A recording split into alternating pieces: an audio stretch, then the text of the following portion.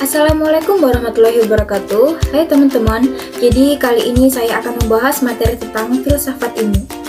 Apa sih yang kalian ketahui tentang filsafat? Mungkin sebagian besar dari kalian beranggapan bahwa filsafat itu bikin pusing kepala, ada yang menganggap juga ribet, bahkan ada juga yang menganggap apa sih belajar filsafat itu? Emang perlu ya belajar filsafat? Nah, kali ini saya akan memberi materi yang mungkin akan membebaskan Anda dari pikiran-pikiran seperti itu. Yuk ikutin terus! Check it out! Baiklah, yang pertama kita akan membahas tentang pengertian filsafat. Apa itu filsafat? Filsafat berasal dari bahasa Yunani yaitu philosophia, yang berasal dari dua suku kata yaitu philo dan sophia. Philo yang artinya cinta dan sophia yang artinya kebijaksanaan atau kebenaran. Jika kedua hal itu digabungkan akan menjadi sebuah cinta kebijaksanaan. Kemudian juga ada yang filsafat menurut istilah. Filsafat menurut istilah adalah ilmu pengetahuan yang menyelidiki hakikat suatu objek untuk memperoleh suatu kebenaran.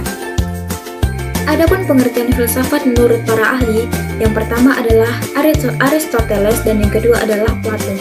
Siapa sih Aristoteles? Aristoteles adalah tokoh filsafat dari filsafat klasik atau filsafat kuno. Beliau mengemukakan bahwa filsafat adalah ilmu pengetahuan yang menyelidiki hakikat sebuah kebenaran dengan menggunakan logika, metafisika, dan fisika. Kemudian ada juga Plato. Plato mengemukakan filsafat adalah penemuan kebenaran yang bersifat absolut atau mutlak. Nah, buat kalian yang biar mudah untuk memahami filsafat, jadi aku akan menjelaskan bagaimana supaya kita itu lebih mudah memahami filsafat menggunakan sebuah objek. Apa sih gunanya filsafat? Gunanya filsafat adalah mencari sebuah kebenaran dari suatu objek. Nah, dahulu ini nggak tahu ini namanya apa. Ini dahulu namanya objek. Namanya bukan pena, karena dahulu itu nggak tahu ini namanya pena. Dan apa tugasnya filosof? Jadi tugasnya filosof itu mencari tahu hakikat sebuah pena. Ini namanya kenapa bisa disebut dengan pena. Tetapi prosesnya itu nggak sebentar, prosesnya itu lama sekali baru mereka mengetahui kalau ini namanya itu pena. Kemudian juga seperti contohnya Isaac Newton. Beliau itu mencari sebuah gaya gravitasi itu juga lama loh. Beliau mengetahui atau mendapatkan sebuah gaya gravitasi itu dengan tidak sengaja ketika beliau itu duduk di bawah pohon apel, kemudian buah apel itu jatuh ke bawah.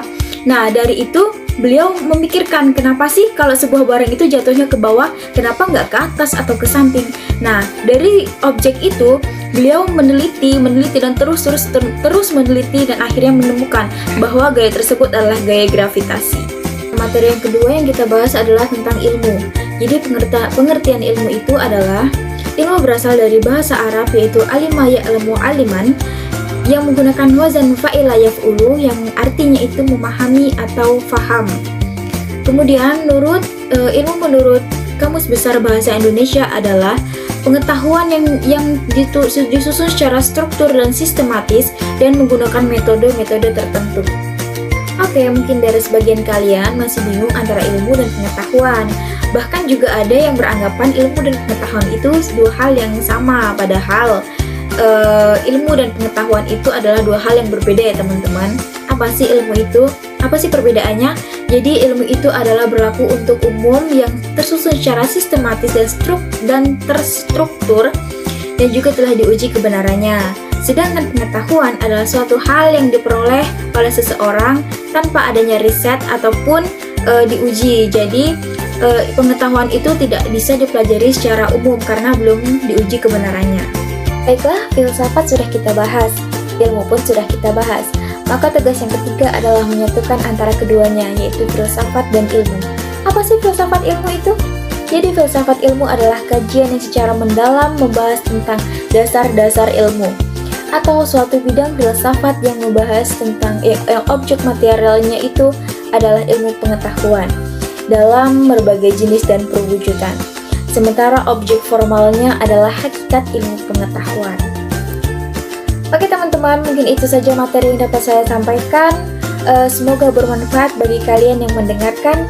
Sekian, wassalamualaikum warahmatullahi wabarakatuh.